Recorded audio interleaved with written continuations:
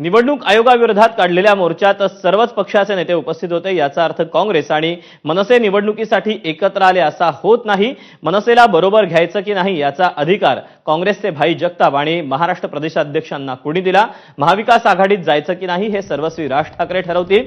काँग्रेस पक्षानं मनसेबद्दल बोलण्यापेक्षा मतदार यादीवर काम करून बोगस मतदार शोधावेत, असं मनसेचे प्रवक्ते गजानन काळे यांनी म्हटलेलं आहे।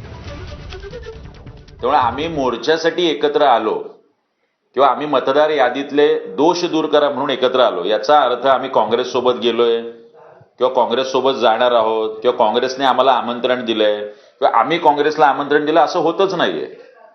पण मला वाटतं हा प्रश्नच नाहीये की आम्ही महाविकास आघाडीचा घटक आहोत की नाही आहोत, कुणाबरोबर युती करावी, कुणाबरोबर युतीबरोबर जावं, हा निर्णय सर्वस्वी सन्माननीय राजसाहेब ठाकरे यांचा आहे। हे सगळे निर्णय दिल्लीवरून होत असतात।